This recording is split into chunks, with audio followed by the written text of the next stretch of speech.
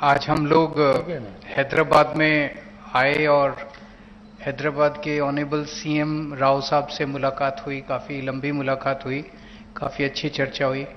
सबसे पहले मैं राव साहब का हमारी पूरी टीम की तरफ से बहुत बहुत शुक्रिया अदा करना चाहता हूं कि उन्होंने हमें हमारे साथ टाइम निकाल के मुलाकात की और इतना प्यार और सम्मान हम लोगों को दिया। I am all of us are very very very grateful to him.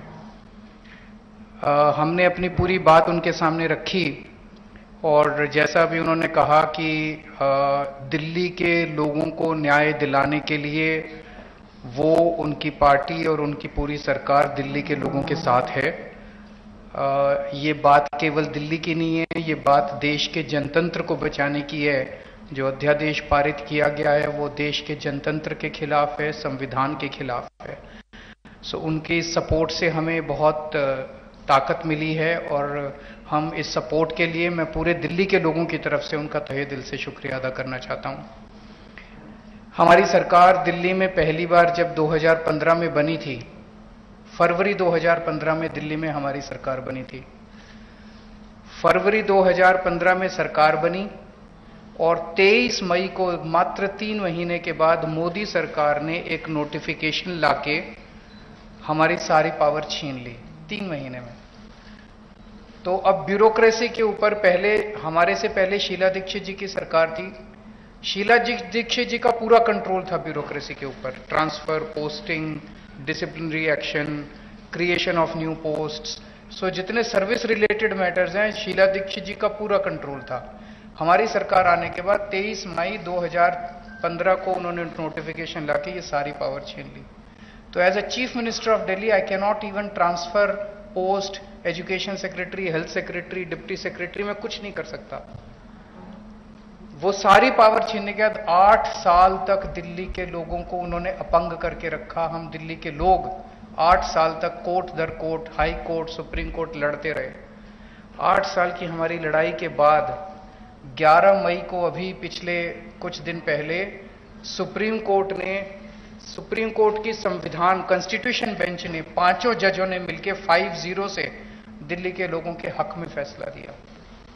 8 साल की लड़ाई के बाद दिल्ली के लोगों को न्याय मिला कि उनकी चुनी हुई सरकार को काम करने का अधिकार मिला।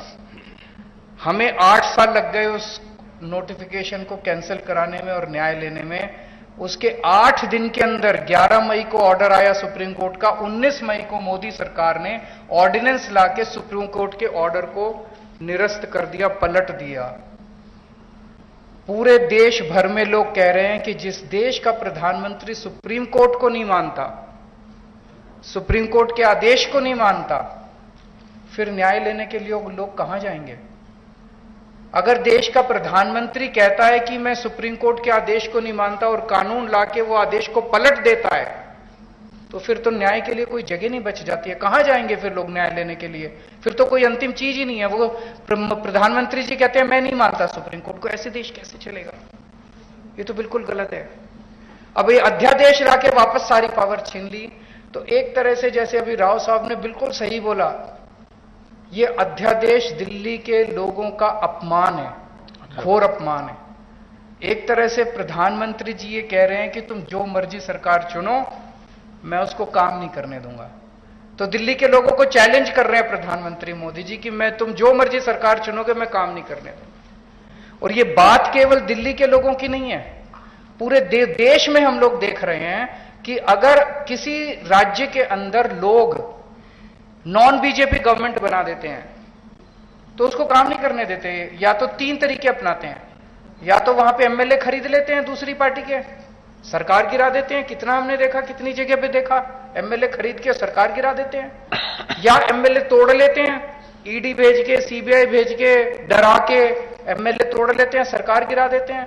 या फिर ऑर्डिनेंस ले आते हैं गवर्नर के जरिए, गवर्नर का गलत इस्तेमाल करके सरकार को तंग करते हैं। जैसे आप लोगों के गवर्नर आपके बिल नहीं पास होने देते, काम नहीं करने देते उन लोगों को। तो इस तरह से मैसेज ये है कि अगर कोई भी राज्य के लोग नॉन बीजेपी सरकार बनाएंगे तो हम उसको काम नहीं करने देंगे, सरकार तोड़ देंगे। ऐसे देश नहीं चल सकता। ये तो बहुत खतरनाक स्थिति है पूरे देश के सामने। मैं जो पूरे देश भर में घूम रहा हूं समर्थन मांगते हुए, मैं केवल अपने लिए समर्थन नहीं मांग रहा, मैं देश के संविधान के लिए और देश के जनतंत्र के लिए समर्थन मांग रहा हूं। हमारे जो स्वतंत्रता सेनानियों ने लड़ाई लड़ी थी, वो ऐसे भारत के लिए लड़ाई थोड़ी लड़ी थी कि एक पार्टी आएगी सेंटर के अंदर, वो पार्टी बस एक ही पार्टी का पूरे देश के अंदर राज होगा। जिस तरह से आज इन्होंने माहौल बनाया हुआ है, फिर तो एक प्रधानमंत्री और 31 गवर्नर बस वो चला लें इस देश को, फिर मुख्यमंत्री बनाने की क्या जरूरत है, फिर चुनाव लड़ने की करने की क्या जरूरत है, फिर तो ये तानाशाही होगी। इस तानाशाही के खिलाफ हम लोग लड़ रहे हैं। राज्यसभा के अंदर जब ये बिल आएगा, राज्यसभा के अंदर बीजेपी के पास मेजॉरिटी नहीं है। बीजेपी के out of 238 MPs, BJP has only 93 MPs. BJP के पास मेजॉरिटी नहीं है। मैं फिर से शुक्रिया अदा करता हूं राव साहब का। अगर हम सब लोग नॉन बीजेपी पार्टीज इकट्ठे हो गए तो इस बिल को हम राज्यसभा के अंदर गिरा सकते हैं। और अगर ये बिल गिर जाता है तो पूरे देश के लोगों को विश्वास हो जाएगा कि 2024 के अंदर मोदी सरकार वापस नहीं आ रही है। ये इसका सेमीफाइनल होगा 2024 का। ये कॉन्फिडेंस देगा पूरे देश के लोगों को कि मोदी जी को हराया जा सकता है। तो ये जनतंत्र को बचाने की लड़ाई है, देश की आजादी को बचाने की लड़ाई।